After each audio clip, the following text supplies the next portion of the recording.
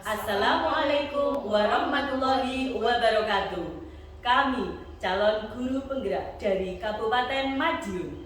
Saya Eka Rinawati dari SDN Gandul 02. Saya Ellen Dwi Ratnasari dari SMA Negeri 2 Mejayan. Saya Rina Nugrani dari SMA Negeri 1 Mejayan. Pada video kali ini kami akan mempraktikkan supervisi pada kegiatan coaching. Terima kasih. Salam guru penggerak.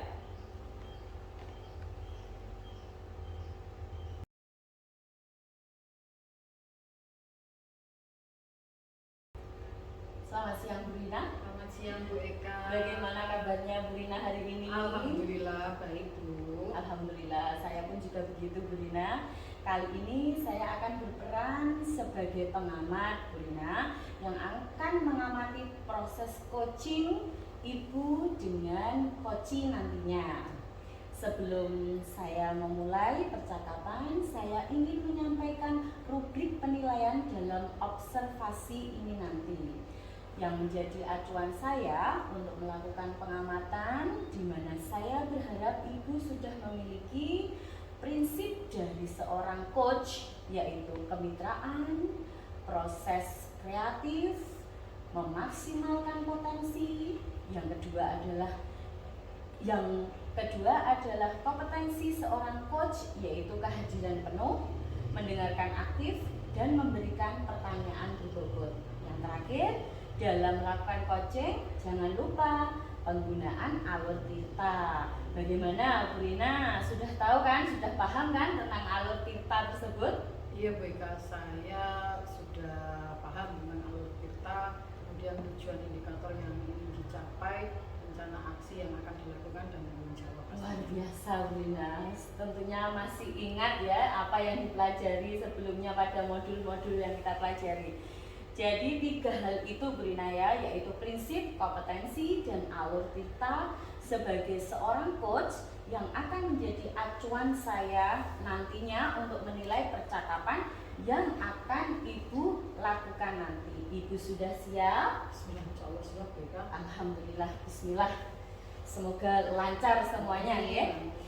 Baik Ibu Rina, sebelum proses coaching dimulai, saya ingin menanyakan beberapa hal pada Ibu. Apakah boleh Bu Rina? Boleh, sangat boleh. Iya. Silakan. Yang pertama, kompetensi coaching apa yang akan Ibu kembangkan dalam proses percakapan ini nanti? Saya tuh ingin mengembangkan lebih ke mendengarkan aktif Bu. Mendengarkan aktif dan memberikan pertanyaan yang berbobot. Ya, lalu pertanyaan kedua, dari 2 kompetensi yang ingin Ibu kembangkan tadi, kira-kira bagian kompetensi mana yang secara spesifik itu ingin diobservasi dalam percakapan ini nanti? Mungkin saya nanti lebih menekankan kepada mendengarkan aktif saja. Ya. Mungkin tujuannya itu agar dapat menggali potensi yang saya inginkan dari coaching saya. Ya. Kemudian saya mendapatkan solusi dari masalah yang dialami nanti. Sangat bagus, itu luar biasa Bu Rina. Memang mendengarkan aktif ini sebagai kunci untuk menggali lebih banyak dari seorang coaching. Pertanyaan terakhir dari Ibu ya, perihal indikator Bu Rina. Indikator ketercapaian, kira-kira tolak ukurnya itu apa dari indikator ketercapaian yang ingin Ibu capai dalam percakapan nanti? Indikator yang ingin saya capai mungkin lebih ke saya pengen alur tirtanya nanti tuh runtuh gitu loh Bu. Iya. Jadi mungkin dengan itu bertujuan untuk menggali ide-ide dan menemukan solusi dari permasalahan yang dialami atau yang ditemui ketika nanti proses coaching berlangsung. Luar biasa Bu Rina. Atas indikator yang ingin dicapai dalam percakapan nanti, saya rasa Bu Rina, ini saja yang ingin saya tanyakan kepada Bu Rina. Silahkan setelah ini nanti bisa dimulai percakapan coachingnya. Sudah siapkah Ibu Rina? Bismillah, sudah siap Bu Eka? Ya, saya berharap semoga lancar dalam percakapan nantinya. Sukses selalu ya Bu Rina. Selamat siang.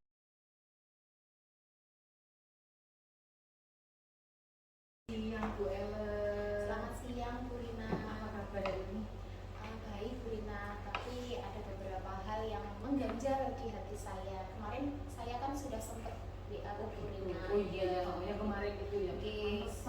tapi saya ketemu kok kelihatannya berbeda gitu. Oke, Nah, terima. mungkin boleh ya kita ngobrol sebentar Iya. hari ini, nggak lama kok, mungkin 15 menit aja Iya. udah cukup.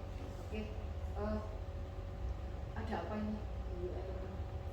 Jadi begini, Bu Rina, saya mempunyai permasalahan di kelas saya bahwa anak-anak saya itu sebagian besar itu sering terlambat ke sekolah. Jadi tidak hanya 2 atau 3 anak, jadi separuh dari kelas saya itu sering banget datang terlambat. Jadi membuat hati saya itu ini gimana ya, saya harus melakukan apa dan bagaimana gitu. Oke. Jadi dari obrolan kita ini nanti kita mau menemukan apa yang kayaknya dari permasalahan itu. Saya ingin menemukan sebuah solusi Oke. untuk permasalahan saya. Dari permasalahannya Bu Ellen ya, siswanya sering terlambat, Oke. tidak hanya 1, 2 mungkin. Iya, banyak ya. separuhnya. Oke, mari kita gali satu-satu kalau begitu ya. Yang pertama, tadi siswanya sering datang terlambat. Menurut Bu Ellen tuh harusnya gimana sih kalau pembelajaran berlangsung itu gitu? Pemahaman saya itu harusnya siswa itu datangnya kan harusnya itu datang tepat waktu. Karena di rumah itu sudah mempersiapkan diri, saya sudah siap untuk sekolah. Nah, harusnya jam sesuai dengan tata tertib sekolah jam 6.45 itu sudah datang ke sini. Gitu. Tapi permasalahannya di sini anak-anak saya itu jam 7 itu baru datang dan itu tidak hanya 1-2. Jadi sekitar ya 15-an anak. Gitu banyak ya berarti ya. Dari hal itu menurut Bu Ellen tuh apa sih kira-kira penyebabnya tuh kenapa ya kok bisa kayak gitu? Kalau mungkin dari penelitian saya coba meneliti dari keadaan kelas saya itu yang pertama itu dari jarak rumah ke sekolah.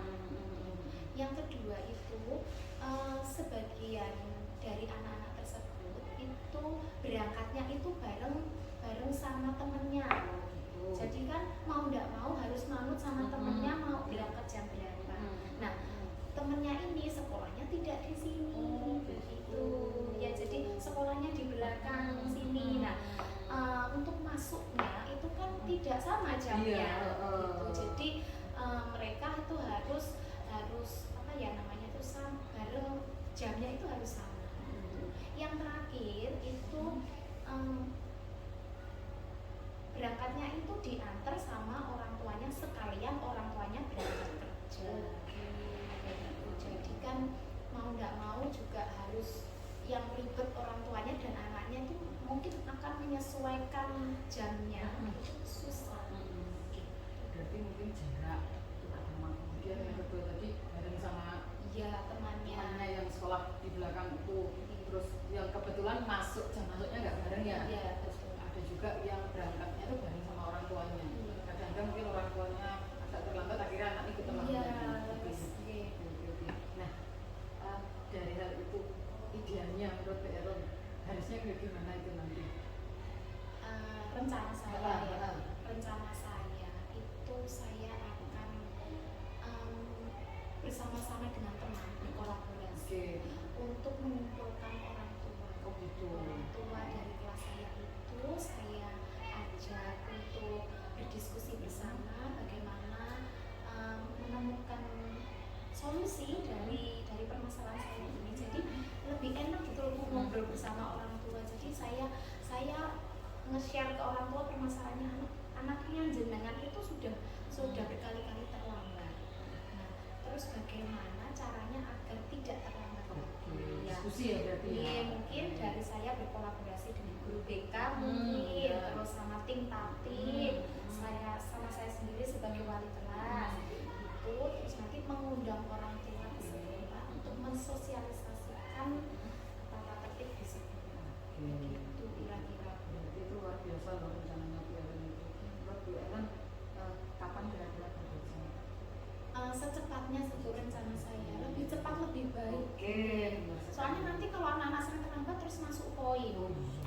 Terus komitmennya gimana nanti mau dilaksanakan apa berkalakah atau gimana? Iya, jadi saya berkomitmen untuk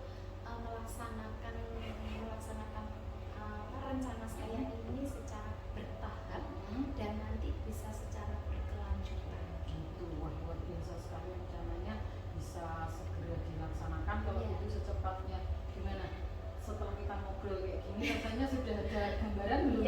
Iya, jadi saya senang Bu, saya tenang. Jadi yang dari kemarin sudah WA gitu ya. WA ini gimana Bu, saya bingung gini. Sekarang sharing bersama Bu Lina itu saya sudah mempunyai gambaran, sudah mempunyai solusi untuk bagaimana saya ke depannya untuk melaksanakan dari rencana-rencana saya. Kami tunggu ya, apa namanya, hasilnya nanti jangan lupa kalau sudah selesai. Ya, siap. Ya. Terima Terima kasih Bu Lina karena telah mau saya repotkan untuk curhatan saya. Jadi saya sudah tenang, sudah punya solusi. Semoga sukses ya nanti ke depannya. Ya, terima kasih Bu. Oke.